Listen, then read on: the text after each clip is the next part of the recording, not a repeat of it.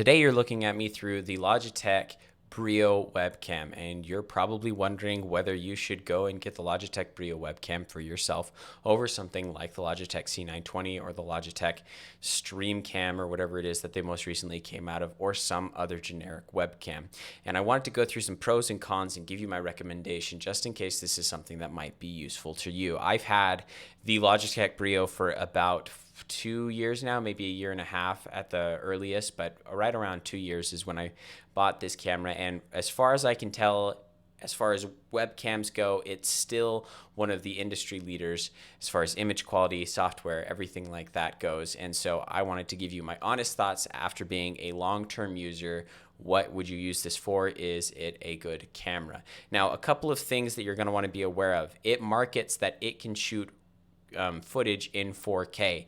And as you can tell, this is not 4K. This is 1080p. You know, it's like a generous 1080p. It's closer to like 720 in terms of its quality, because it does some artifacting to smooth things over. Even if you turn up the sharpness, it's still not giving you that full, DSLR 1080p experience, but this is at least 1080p. And no matter how hard I've tried, both on Mac and on Windows, I've never been able to get it to shoot in 4K, which is weird because I am hooking it up via USB-A 3.0, and it has a USB-C that plugs into the camera, so the data transfer should be just fine. Everything should be just fine.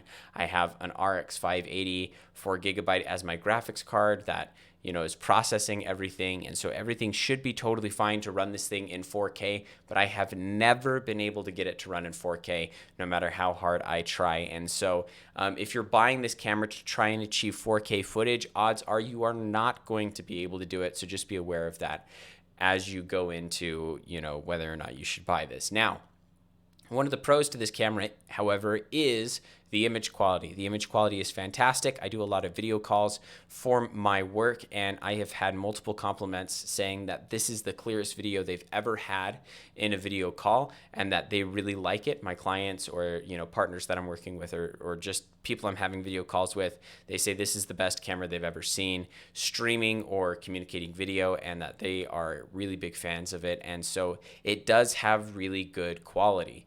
Another huge pro is the software. Now I'm going to show you my screen here. So like I said, a big pro is the software here, and this is what the software looks like. This is, what is this called? This is called the Logitech Capture, right? What a weird name for it, right? And this is kind of like a junior version of OBS. I could record just right out of this, but what I found is that the audio is really lame. Like, it's just really, really awful, and it doesn't give you a good sound no matter what kind of microphone you're using. Like, I'm using a Rode Pod mic, which is quite a nice microphone, given the setup I have, and so the audio just doesn't sound good coming out of the Logitech Capture. But there are some pretty awesome things you can do.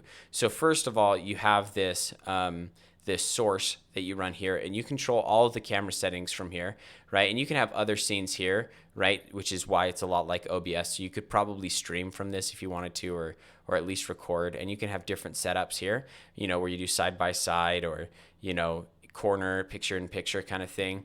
And then you have this priority frame rate or exposure. I usually have exposure selected. I don't know why I had frame rate selected. One of the benefits of the Logitech Brio is that you can go 90 degrees field of view, 78 degrees, or 65 degrees, but I usually just keep it at 90 degrees. That seems to be the thing that works the best for me. It does have HDR, which is very nice. Typically, you don't get HDR. Oh, I'm going to have to change the white balance here.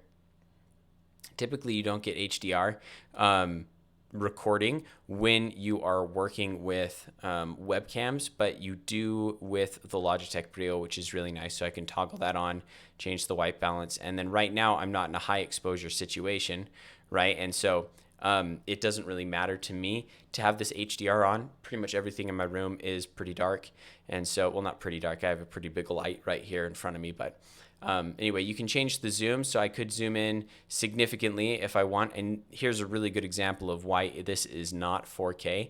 If this was 4K, a lot of this would be a lot more in focus, but it's not. And so you can actually zoom out quite a bit. This is what the full 90-degree field of view looks like. I usually have it somewhere in the ballpark of like 78, but I keep it at 90 and then I zoom in manually. And that's typically how I keep it. You do have an autofocus setting, which, you know, you can tell will zoom things quite differently, you know, and I usually just keep that off and I have it zoomed all the way out. I have the focus all the way out because really this means just everything is in focus instead of trying to change the depth of field. As you can see, the background's going to get a little bit more blurry before my face does, but like it pretty instantly starts to blur everything. So I just keep that zoomed out all the way. Obviously you can do an auto white balance, and I think that looks way too blue. So I keep this, you know, manual auto white balance. But the real, you know, awesome thing about this software is being able to control the brightness, the contrast, and the saturation. So this is your brightness, which you can turn up, you know, and now it looks like I'm in a really, really well lit room. Or I can turn that down, and then I can turn the contrast up, you know. So I keep that usually somewhere around 90, and I keep that around 75 or 80. And that's typically what I do. And then you can improve the saturation, you know, increase the saturation, the coloration, until you get pretty wild colors. I usually keep that down pretty far as well because I don't like really, really saturated video, generally speaking. You can change the anti-flicker of it anyway. So you have all of these options, and these are options that you typically don't have with normal cameras, right? Or at least normal webcams anyway. So the software is quite nice, and I'm a really big fan of it. So that's another pro. And then the last pro is that you can take the webcam off its little stand that hooks onto your monitor, and you can put it onto a tripod so you can shoot with a tripod or hook it up to a tripod and get a better angle. So if you wanted to, you could, like, you know, I don't know why you would do this, but if you're at an event or something like that and you would like to stream the event, you can just hook the Logitech Brio up, hook it up to your computer. You can turn on OBS or whatever it is, record the whole thing, stream the whole thing, whatever it is you want to do, and you can get a really nice camera angle by using a tripod. So that's a really big plus. However, there are some drawbacks to the Logitech Brio, namely, webcams are super wobbly, right? And they're super wobbly because essentially your webcam is mounted onto your monitor, which is sitting onto your desk, which is, you know, connected or sitting on the floor, right? So if I just even kind of shake this desk, you can see just how wobbly it gets, right? And that's just a gentle bump, and it has some really big interference. Now, this isn't just with the Logitech Brio, but this would be with pretty much any other webcam that you use is going to be very wobbly. So that is a downside. Whereas if you were to put a tripod on your desk and you were to look at it directly, or you'd have some sort of stabilization with your desk, that would be a little bit of a different story. But generally speaking, most desks are going to give you that huge wobble in the video, and that is it's no bueno, man. It's not super awesome. So another downside is if you're a Mac user, the software comes out first for Windows and then for Mac. And so from what I can tell, Logi Capture isn't even available for Mac. It could be now, but maybe the Mac M1 chips messed up that and everything. So when I was using Mac, even just like 6 months ago, it wasn't super compatible. And so it was very difficult to get the settings correct with this camera and my Mac. And it's not that way with Windows. So it's way more compatible with Windows than Mac. So if you're using Mac, that might be something to consider, is that the software has never been quite up to snuff for Mac. It's always been primarily for Windows. Now, the last thing is it has awful audio. So like I've been saying, I've been talking into this Rode Pod mic, which is hooked up to a Focusrite 2i4. It's got really good audio coming out of it, and this is what I prefer to record with. And I want to compare that to the kind of audio that you can get from the webcam. So what I'm going to do is I'm actually going to give you a step down, right? So most people don't have this setup, but some people might have some other condenser microphone like the Walmart Surf On microphone, which I actually did a review on, and I'll post the card up here if I get around to it. And somebody might have a microphone much more like that, or something like a Blue Yeti. And so I wanted to give you an idea of what those sound like and what that feels like, and then compare, maybe a more budget option to what's actually coming out of the Brio or what's coming through the Brio, and let you decide for yourself whether or not it's a decent quality audio for a webcam that's supposed to be shooting 4K. And so this is the audio coming out of my Rode Pod mic, and I'm going to turn this off.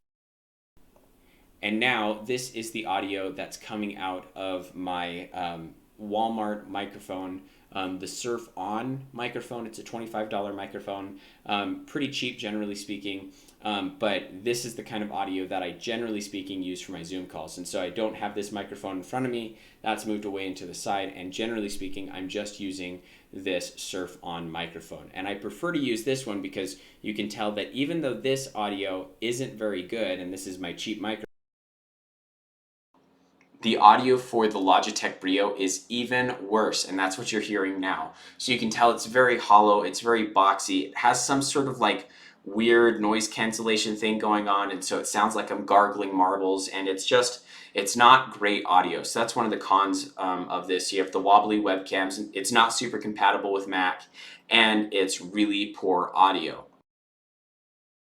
But on the plus side, you obviously have the really clear video for a webcam. You've got really great software to accompany it, and it can mount on a tripod. So my final verdict is whether or not you should get this camera. Here are a couple of use cases. If you're using it for streaming, this is a great camera, right? It's definitely cheaper than, say, like getting some DSLR that has a clean HDMI out and trying to figure out that and everything. Like that's going to run you $1,000. This is going to cost you, I think it cost me $200, right? So significantly cheaper than buying like a cam link and a DSLR camera and getting that whole setup. And when you shrink this picture down, as you guys saw, when you shrink it down, to a scene that is something like this, you get like basically no loss in quality down in that corner picture. And obviously we've got me all over the place in this scene because that's how OBS works. But down here in this bottom corner, you can tell that, or I guess for you it would be down here in this bottom corner, you can tell that that you can't tell if this is a really nice camera or not so nice camera because the quality of the camera itself is really clear for a webcam. So I would say if you're streaming, this is a pretty good way to go. I don't stream myself, but I've seen people stream, and this is definitely a pretty decent way to go if you're streaming. It's also really great if you're doing video calls, but it's not. Here's the thing, right? If you're in video calls, right? Like I said, I've gotten compliments on this camera, but nobody expects me to have a 4K camera or a 1080p camera when I'm doing a video call. Everybody's expecting maybe 720p, and even then, by the time it gets like transcoded and sent over the internet, it's coming in maybe 360p, 480p. And so having like a 4K camera, $200 webcam is totally unnecessary. And if I were you, I'd probably save the $150 and just go buy a different $150 webcam or even a $50 webcam that you can find on Amazon. And those ones are going to be just fine. Do they have the same software? No, but it's going to make do. Now, I also mentioned that I filmed my first few videos on this camera. I'm filming this one, obviously, on this camera. And so it's good for getting a start for pretty much anything regarding online communication and filming videos online. So if you do that for your company or something like that, this isn't a bad way to start. It's not the best way to start, but it's not a bad way to start. So, I would recommend it for something like that. So anyway, I hope this was useful in helping you decide whether or not you should get the Logitech Brio. I've enjoyed using the camera. I don't think I'm getting rid of it anytime soon, and I've had it for about 2 years. So this is going to last me several years into the future if I can figure out what to do about this crazy, stupid wobble.